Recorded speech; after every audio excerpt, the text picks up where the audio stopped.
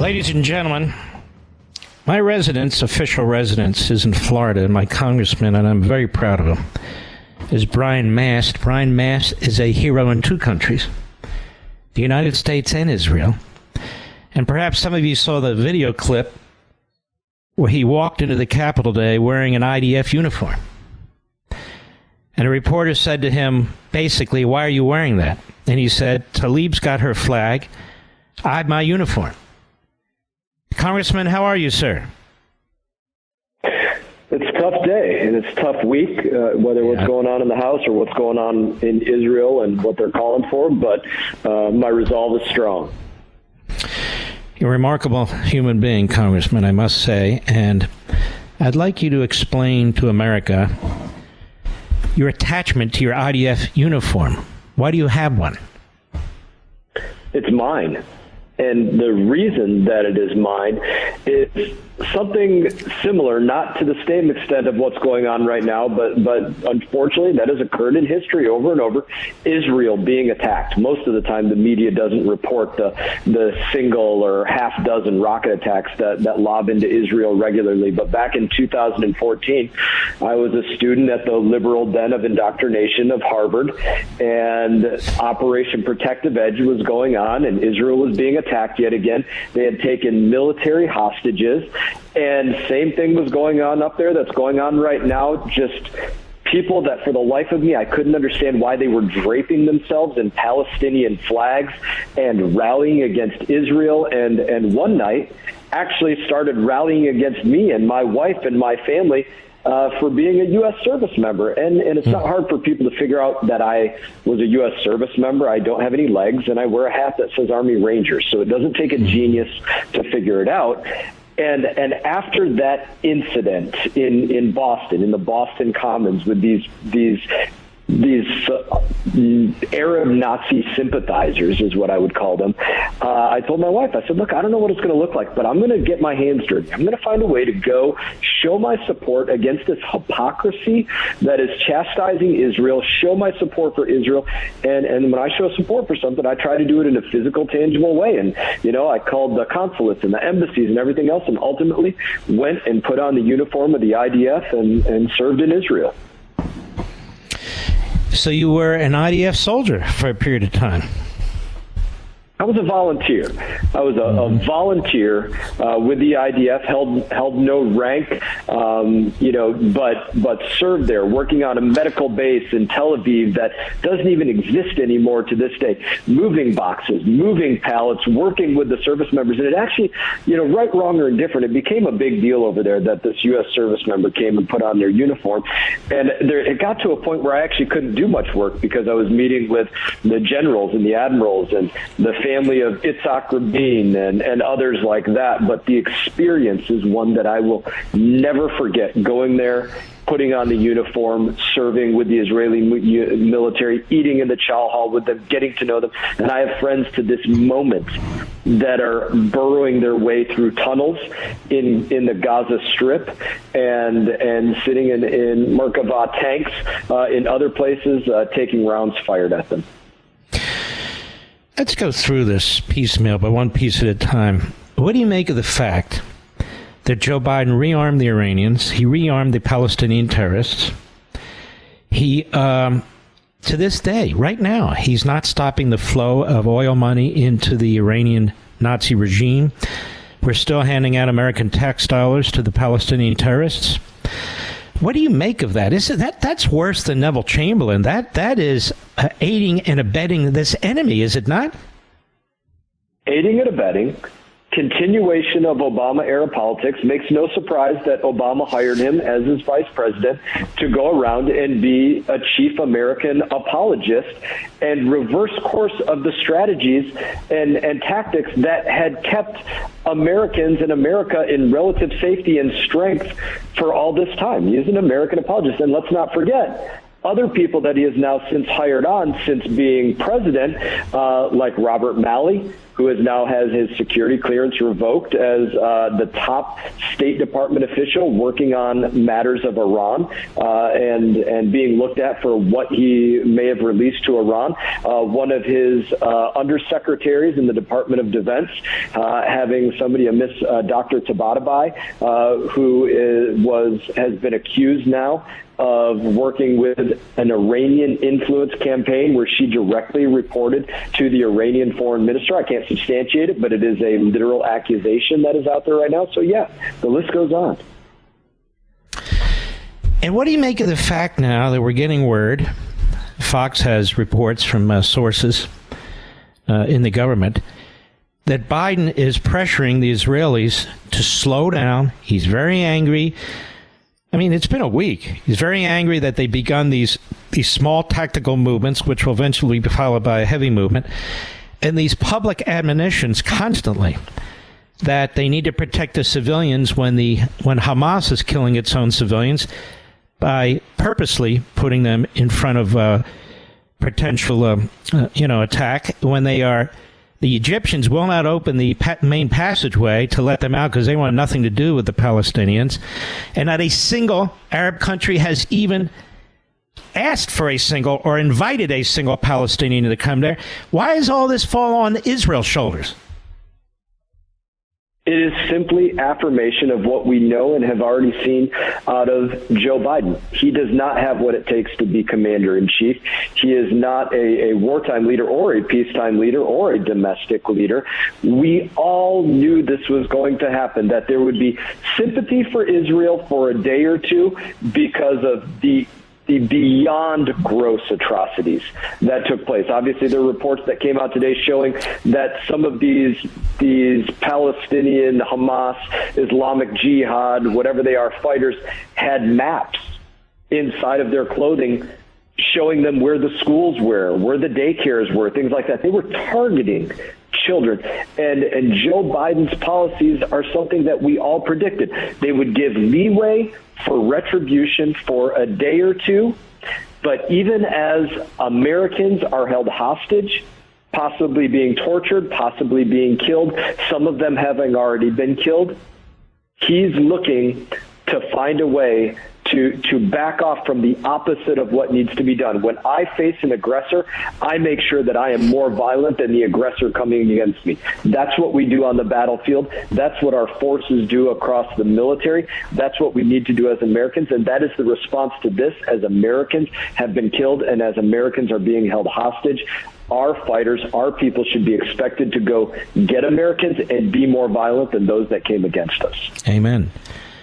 And what you're talking about are documents that were found on killed terrorists by the Israelis who killed them, maps that specifically target elementary schools, youth centers, direct the terrorists to kill as many as they can, to capture as many as they can, bring them immediately into Gaza. They have different combat units, Combat Unit 1, Combat Unit 2. Brian Mast, the Biden administration, Fox has reported, on absolute authority, is pressuring Israel to slow down,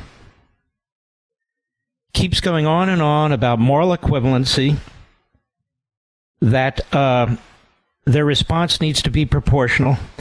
Let me ask you something, Brian Mast. Can we ever win a war? Can anybody win a war with these kinds of rules and obstacles? I mean, they publicly say they stand with Israel, that this is horrific, and then behind the scenes and even more out front, they're now telling Israel, don't win, lose.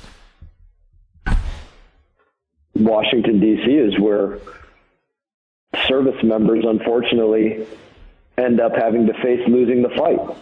You and I spoke in length about Afghanistan. Afghanistan wasn't lost by any soldier or airman or Marine or naval person. It was lost by what the decisions that were made in the White House in Washington, D.C. And now in this same instance of an administration, you have them instead of having the back of Israel and saying, listen, we work until the job is done, until the mission is accomplished, and then we come home. Whether it's 5,000 or 15,000, we don't take our foot off the pedal until that job is done. Hamas, Al-Aqsa Martyrs Brigade, Palestinian Islamic Jihad, Hezbollah, whoever it is, the Iranian tentacles that were a part of it, the network that allowed the thousands of rockets to get into Gaza, the funders that put money into this, the people that provided intelligence for this. You hunt them, you interrogate them, you find their friends, you kill them, and you repeat. He doesn't have that commitment. So it's not like this is rocket scientists, if you will. And look at Qatar. Qatar is the home of the leaders of Hamas. So is Turkey. We don't sanction them. We don't confront them. We actually enlist Qatar to negotiate with Hamas, which they fund to the tune of billions of dollars over the past several years, for our hostages. And in Iran, they're heading for a nuclear weapon, and we have no plan to stop them whatsoever. This is insanity, is it not? Let's start on nuclear weapon right there. Maybe they don't have a nuclear weapon yet developed, but we know they have stockpiles of fissile nuclear material. Maybe they can't create a fat man or a little boy like what dropped on Hiroshima or Nagasaki, but that doesn't mean they can't make the land of Israel impassable because of the radioactive material that they spread across there in what's known as a dirty bomb. That's the same threat that exists there. The 7.6 millimeter rounds that they send to the Gaza Strip, that's a threat. Again, the funding, the fighters, the rockets that they send over there that are the length of the Suburbans and have warheads on them that weigh 100, 200, 300 pounds. That is all Iranian tentacles, Iranian funding, and a Biden administration that says $6 billion, okay, let's do that. The opposite should be the case of that. We should be taking every dollar of or frozen Iranian anything from 1979 right up until this moment and say that's going to Israel to put into the fight to slap Iran and their tentacles harder than they've ever been slapped in their life, and they'll never receive another dollar of frozen anything. I just, and the idea that they're telling the public one thing, that we stand with Israel and they have a right to defend themselves, and then behind the scenes they're telling Israel to back off, to protect the citizens. Isn't it true, Congressman, that Hamas has slaughtered Jewish citizens and is seeking the slaughter of Palestinian citizens in Gaza with the help of Egypt by blocking their pathway and the help of all the rest of the Arab countries who won't take any of them? Why is that Israel's fault? It's not, but we know that they want to create the narrative, right? That Israel is targeting civilians. Now, we know Hamas was targeting civilians. That is clear as day to anybody, whether it's an officer being beheaded with a garden hoe or a child that is beheaded or burned. We know what their commitment was, but they want to pretend to the world what is not true. They want to make the world think that Israel is targeting civilians when it's the exact opposite. They're saying, get out of the city, get out of the building, get out of the town. We are going to take care of this area, this spot, because we know it was used for this operation. Don't be used as a human shield. They're going to be complicit on the other side in making human shields and then blaming Israel for it. That is the game. And Congressman, propaganda is only effective if it's used by the recipient, if it influences the recipient. We have a media in America. It's as if they sit around waiting for Hamas to send videos, photos, press statements that sit there. I even see it on one of my favorite networks here that they say 1,300 Israelis have died so far, 1,600 Palestinians. Well, 1,600 Palestinians, how many of those were terrorists? So effectively, they're comparing a terrorist with a baby who was beheaded. And they throw these statistics out there because they know the New York Times, which covered up the Holocaust, the Washington Post, which covered up the Holocaust, all these other media outlets that have all these reprobates who are sympathetic to Hamas, they have them on, they have guests on, they have so-called experts on. They know, as in the past, that when they do these things, it will be used in their favor and against the Jews. No? Exactly right. Let's bring in Jake Tapper. Jake Tapper, why don't you show me the video of the Palestinian that was trying to stop the Hamas person from taking a hostage? No, you don't have that video. You have the videos of the little kids that are even participating in and hurting the Israeli children.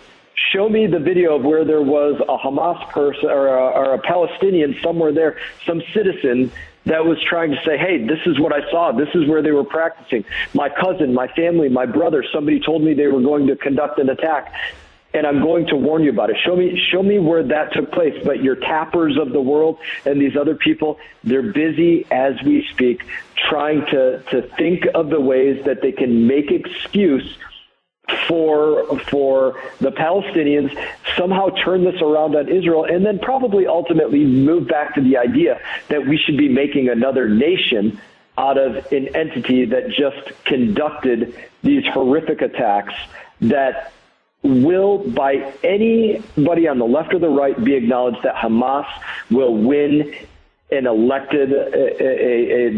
elected government if they are made a nation. Hamas will win an election there. Everybody acknowledges that, left or right. But let's make a country out of them. Well, mentioning that, here's something strange, my last issue that I'd like to raise with you. Tapper and the others are saying there's 2 million Palestinians in Gaza.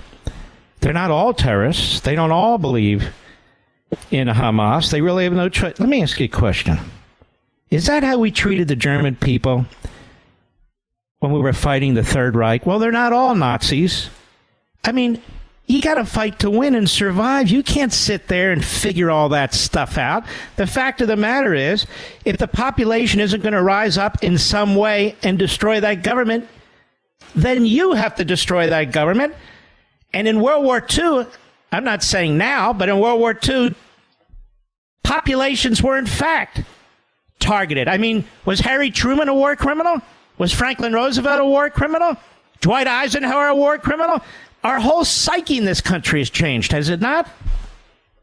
It is. And whether it's social media, whether it's something else, the in-your-face exposure to this, people are reacting to things differently with, unfortunately, less of a level of commitment and perhaps often less analytical capability, though they have more information in front of them. They don't have the resolve. They don't see the black and white. Their yes is not yes. Their no is not no. And they will not stand behind allies because their stomachs get weak because even though they could see the brutality of the other side, they don't see the need for a reckoning, a retribution, and a rescue, and the prevention of this ever happening again. And I don't know why. I thank God that I didn't serve next to people that were like that. I can tell you this. People with the commitment to get the job done. I find them to be the very same people who have undermined our military, who've trashed our military, who've brought wokeness to our military, because they don't want our military to win either. Congressman, I want to thank you for your past service, your service now, and your clear thinking. God bless you, my friend. God bless, my friend. That's Representative Brian Mast, a real American hero, truly. And he knows of what he says.